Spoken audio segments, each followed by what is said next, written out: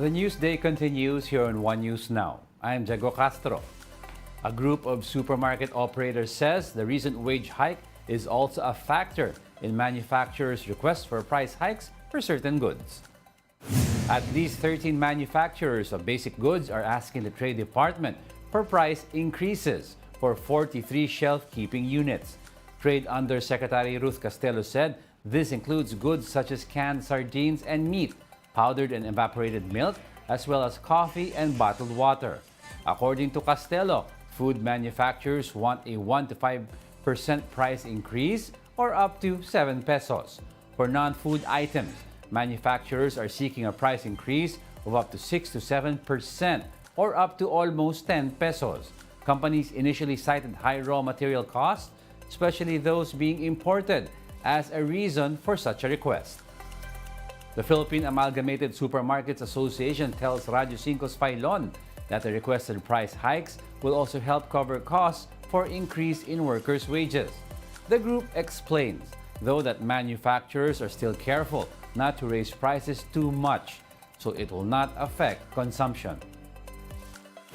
Because of the salary increase, no, lahat ng industriya tatamaan yan. Siyempre, hindi lang manufacturing. Kasi siyempre, how do you cover the increase in salaries? Kapag tumaas ka, baka mabawasan ang market share mo, baka. Diba? So, ingat na ingat ang manufacturers kung mag-adjust ang presyo, not in a way na mabawasan ang market share nila. One transport group is looking to increase the minimum fare to up to 15 pesos if the LTFRB does not approve the requested rush hour surcharge.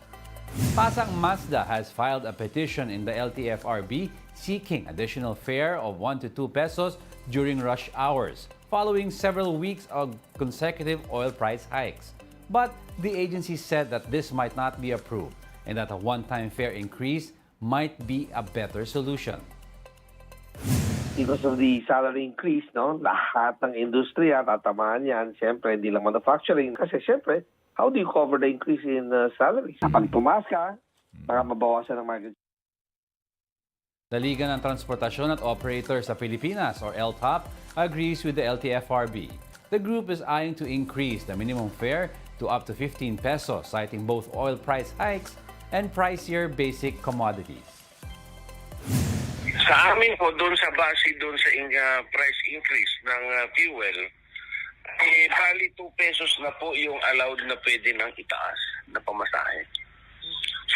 Pero kung isasama namin ang mga prime commodities na napakabigat, ay bali yung mga papasok na po tayo doon sa 15 pesos na po ang minimum. Finance Secretary Diokno says the government is still looking for fund managers to form the Maharlika Investment Corporation. Diokno told a big story that they want to finance experts who will then be appointed by the President upon the recommendation of the Advisory Board. The MIC Board will be composed of the Secretary of Finance as ex-officio chairman and the Presidents of Land Bank, DBP, and MIC. Also included are 2 full-time board directors and 3 independent directors. It is very important to name the right person for that for the MIC.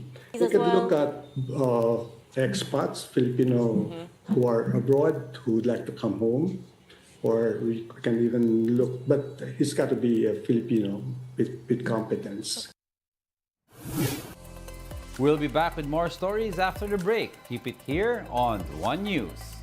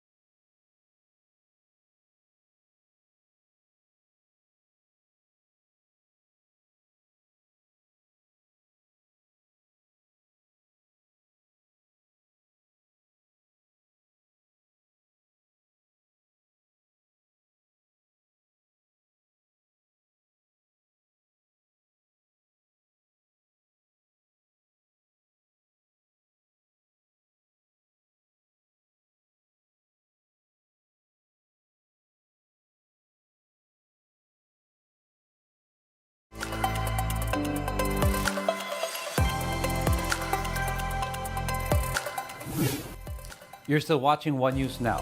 I'm Diego Castro.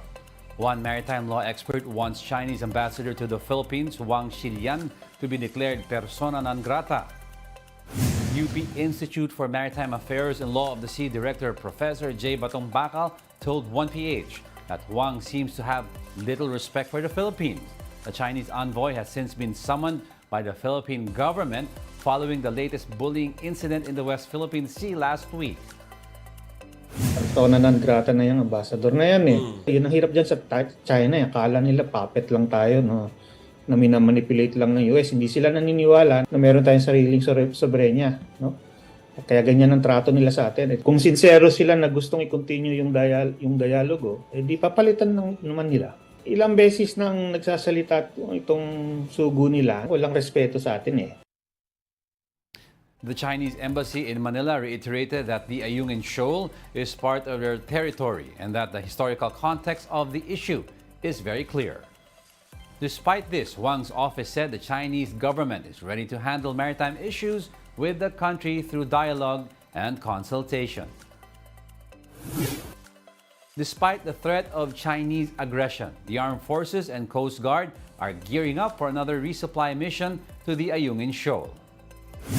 AFP spokesperson Mendel Aguilar said they were only able to deliver half the needed provisions to the grounded BRP Sierra Madre. This was after some Chinese Coast Guard ships tailed and bombarded them with water cannons on Saturday. Aguilar said the new mission will be done within the next 2 weeks. This time, though, the PCG is looking to deploy larger escort vessels to support the mission. ACT-CIS Party List Representative Erwin Tulfo is calling for an investigation on the Manila Bay Reclamation Project and its possible impact on the country's security. Tulfo filed a resolution where he noted that the reclamation project may pose danger on the country's security after the U.S. raised concerns over its ties to a Chinese construction firm. The firm, China Communications Construction Corporation, has been flagged by the World Bank and the ADB for supposedly engaging in fraudulent business activities. Tulfo says Speaker Martin Romualdez also received reports that the Chinese crew from the firm's vessels come to our shores in Pasay and Manila at night. Senator Risa Hontiveros, meanwhile, alleged that the construction firm is working with the Chinese maritime militia to deliberately destroy coral reefs in the West Philippine Sea. She is now calling for a ban of the said company as a way to tell China that the Philippines will not tolerate abuse. And those are the top stories of the hour. Join us again at 11:15 a.m. as we continue to monitor the day's biggest stories. I'm Diego Castro. We are One News. All sides, all the time.